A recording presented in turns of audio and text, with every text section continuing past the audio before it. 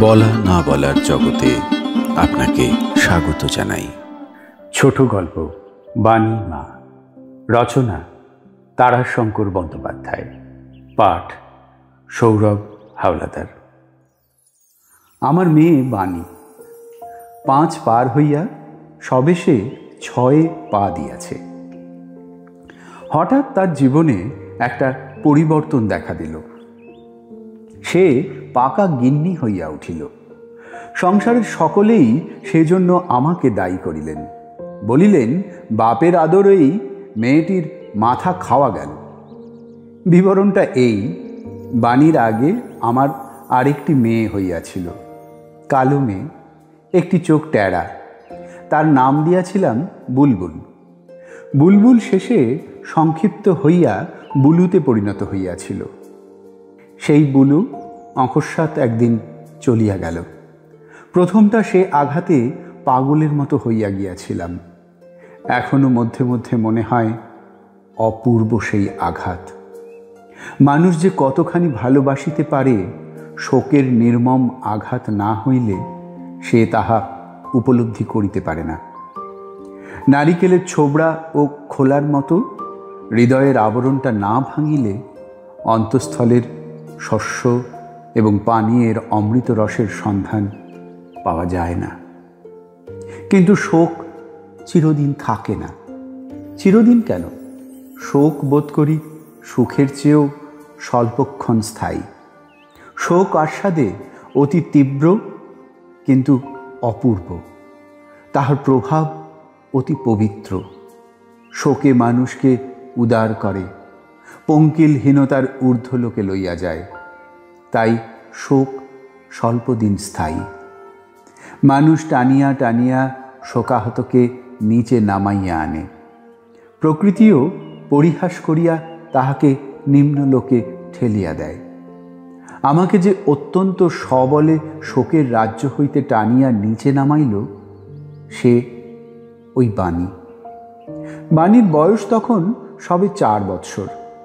বুলুর অদর্শনে সে কাঁদিল, কিন্তু আমার কান্না তাহার সহ্য হইল না। সে আমার কোলে আসিয়া চাপিয়া বসিল। কিছুক্ষণ আমার মুখের দিকে চাহিয়া থাকিয়া সংকোচ ভরে ডাকিল, বাবা। ডাকটি বড় মিষ্টি লাগিল। দীর্ঘ নিঃশ্বাস ফেলিয়াও ম্লান হাসি হাসিয়া উত্তর দিলাম, মা। আমার নাম কি বাবা?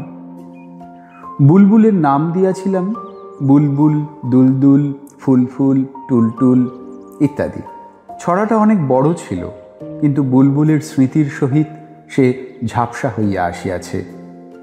বাণী অভিমান করিয়াছিল, সুতরাং তাহারও নাম রচনা করিতে হইয়াছিল।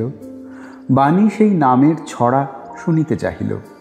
আমি বলিলাম, বাণীমা, রানীমা, মণিমা, ধনীমা, চাঁদিমা, রাঙিমা, গ্লানিমা, নীলিমা, মহিমা, গরিমা, সুরমা, সুষমা, মাসিমা, পিসিমা, মালোমা, মা মা মা।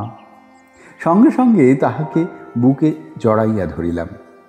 সে আমার চোখ মুছাইয়া দিয়া বলিল, কাঁদিস না, কাঁদিস না। যে মেরেছে তোকে, আমি মারব তাকে। সেই দিন হইতে সে আমার মা হইয়া উঠিয়াছে। সতীন শব্দের অর্থ সে নিশ্চয়ই জানে না, কিন্তু আমার মাকে বলে সতীন। কথাটা আমিই শিখাইয়াছি। অর্থ না জানুক, মা আমার মধ্যে তাহার সহিত তাহার সন্তানের দাবি লইয়া ঝগড়া করেন। সেই জন্য সে সতীনের মতোই মায়ের ঈর্ষা করে। যদি জিজ্ঞাসা করি, বাণীমা, বাড়ির মধ্যে দুষ্টু কে, সে এদিক ওদিক দেখিয়া চুপি চুপি বলে, ঠাকমা। যাক, এত সব খুঁটিনাটি কথা। সে ঈর্ষা তাহার দিন দিন বাড়িতেছে। সে ঈর্ষা বাড়িয়া এখন এত দূরে উঠিয়াছে যে সে এখন সংসারের কর্তৃপদ দাবি করিতেছে। ফ্রক সে পরে না, কাপড় পরা চাই, আঁচলে চাবি বাঁধা চাই। মাথায় অল্প ঘোমটা টানিয়া সে আমার মায়ের প্রত্যেক কর্মটির অনুকরণ করে। বাহিরে কোনো জিনিস পড়িয়া থাকিলে সে তৎক্ষণাৎ সেটাকে টানিয়া এমন স্থানে রাখিয়া দেয় যে খুঁজিয়া বাড়ির লোক সারা হইয়া যায়। বাণীকে জিজ্ঞাসা করিলে সে বলে, আমি তুলে রেখেছি। এমনি করে কি ফেলে রাখে, যদি কেউ নিয়ে যেত? বলিয়া সে আরও কত কথা বলিতে বলিতে আপন খেলাঘরে গিয়া আপনার আঁচল চাবি দিয়া ঘরের দরজা খোলে কুটুসকুলুপ, তারপর সেটাকে বাহির করিয়া আনে।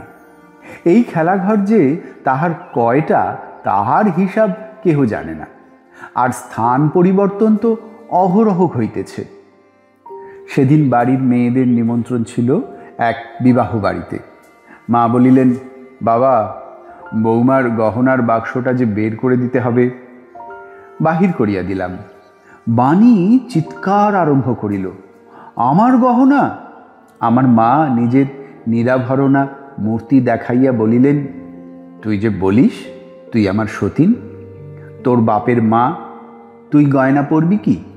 আমি গয়না পরেছি। আমার সতীন হয়ে গয়না পরবি কি তুই? সে তারস্বরে চিৎকার করিয়া বলিল, আমি সতীন হব না। অতঃপর গহনা বাহির না করিয়া দিয়া উপায় রহিল না। সন্ধ্যায় বাড়িতে আসিয়া দেখি হুলুস্থুল কাণ্ড। বাণী কাতরভাবে ফোঁপাইয়া ফোঁপাইয়া কাঁদিতেছে, আর বাড়ির সকলেই বলিতেছে, ওর বাপই আদর দিয়ে ওর মাথাটি খেলে। ব্যাপার শুনিলাম, বাণীর মা বিবাহ বাড়ি হইতে আসিয়া আপনার ও বাণীর গহনাগুলি খুলিয়া বাক্সতে বন্ধ করিয়া ঘরের মধ্যে রাখিয়াছিলেন। সেই গহনার বাক্স অকস্মাৎ এক সময় অন্তর্হিত হয়। বাড়ির সমস্ত লোক যখন মাথায় হাত দিয়া বসিয়া পড়িয়াছে, তখনই বাণী কোথা হইতে আসিয়া নিজের মাকে বলে, তোমার কাণ্ড বটে মা, এমনি করে গহনার বাক্স নাকি? আর যায় কোথা? গহনা শোক বিহ্বলা বাণীর মা আসিয়া তাহার পিঠে দুমদাম শব্দে কিলচর বসাইয়া দিয়াছে। গহনার বাক্স অবশ্য পাওয়া গিয়েছে। বাড়িতে সমালোচনার আর অন্ত ছিল না। এখনো পর্যন্ত মেয়েটিকে কেহ স্নেহ সম্ভাষণ করে নাই। সে ফোঁপাইয়া ফোঁপাইয়া কাঁদিতেছিল। আমাকে দেখিয়া হা হা করিয়া কাঁদিয়া উঠিল। আমার এ দৃশ্যটা অত্যন্ত নির্মম বলিয়াই মনে হইল। আমি রাগ করিয়াই তাহাকে কোলে তুলিয়া লইলাম। মা বলিলেন, আর আদর দিও না বাবা, একটু শাসন করা দরকার। ঘোমটার মধ্য হইতে বাণীর মা বলিলেন, ওই তো আদর দিয়ে মাথাটি খেলে। আমি কোনো কথা না বলিয়া বাণীকে বুকে করিয়া বাহিরে চলিয়া গেলাম। কিছুক্ষণ পর আবার বাড়িতে ফিরিতেই মা বলিলেন, গহনার বাক্সটা যে সিন্ধুকে তুলে রাখতে হবে বাবা। আমার মনের ক্ষোভ তখনও মেটে নাই। আমি বলিলাম, আমি পারবো না। মাও এবার রাগিয়া উঠিলেন, না পারো নাই পারবে বাবা, যায় তোমারই যাবে। ঘরের ভিতর হইতে বাণীর মা বলিলেন, মেয়ে আর কারো হয় না, ছেলেপুলে আর কারো মরে না, সে তো আমারও সন্তান ছিল না, একা ওরই ছিল। উগ্র ক্রোধ প্রাণপণে দমন করিয়া বসিয়া রহিলাম। কোনো উত্তর দিলাম না। বাণী এতক্ষণে শান্ত হইয়াছিল। সে আপন মনেই ঘুরিয়া খেলা করিতে লাগিল। বাণী শান্ত হইল, কিন্তু তাহাকে কেন্দ্র করিয়া বাড়িতে যে ঝটিকাবর্ত উঠিয়াছিল তাহা শান্ত হইল না। শিশুতে এবং বয়স্কতে এই পার্থক্য। এমনকি বাড়িতে রাত্রে খাওয়া দাওয়া পর্যন্ত হইল না। রাগ করিয়া মা শুইতে চলিয়া গেলেন। একই বিছানায় নির্বাক হইয়া আমরা স্বামী স্ত্রীতে শুইয়া রহিলাম। বাণী কিছুতেই মায়ের দিকে শুইল না। আমার পাশে আসিয়া সে আবার ফোঁপাইয়া ফোঁপাইয়া কাঁদিতে লাগিল। ঘটনার পরিণতিটা এতদূর আসিয়া যদি সমাপ্ত হইত, তবে নিজেকে ভাগ্যবান মনে করিতাম। নির্মম ভাগ্য অত্যন্ত নিষ্ঠুর পরিহাস করিবার জন্যই এমন ক্রোধান্ধ হইয়া সমগ্র সংসারটিকে শোচনীয় পরিণামের পথে চালিত করিতেছিল। আমরা বুঝিতে পারি নাই। সকালেই দেখা গেল চোরে ঘরে শীত কাটিয়াছে। মাটির ঘরেই কাপড়ের বাক্স প্যাটরা ছিল, সেগুলি তছনছ করিয়া ছড়াইয়া ফেলিয়াছে। স্ত্রী বুক চাপড়াইয়া কাঁদিয়া উঠিলেন। গহনার বাক্স যে কাপড়ের বাক্সের উপরই ছিল। গত রাত্রের অশান্তির তাড়নার ফলে তিনিও রাগ করিয়া বাক্সের ওপরেই গহনার বাক্স ফেলিয়া রাখিয়া দিয়াছিলেন। মা বলিলেন, ও গো, আমার বুকে যে কেমন করছে গো, ও মা গো। আমি মাথায় হাত দিয়া বসিয়া পড়িলাম। পাড়া প্রতিবেশী আসিয়া আমাকেই দোষ দিল। রাগ করিয়া এত টাকার গহনা বাহিরে রাখিয়া দেওয়া আমার উচিত হয় নাই। আর গহনা করিয়া এতটা গোলমালের পর আবার এতটা চেঁচামেচি যদি না হইত, তবে এমন হইত না। ঘরের লোক চাকর বাকরেরাই কেহ না কেহ সন্ধান দিয়াছে। আমার চোখ ফাটিয়া জল আসিল। মা বলিলেন, ওই মেয়েটি অত্যন্ত কুলক্ষণা, ওর থেকেই এই হলো।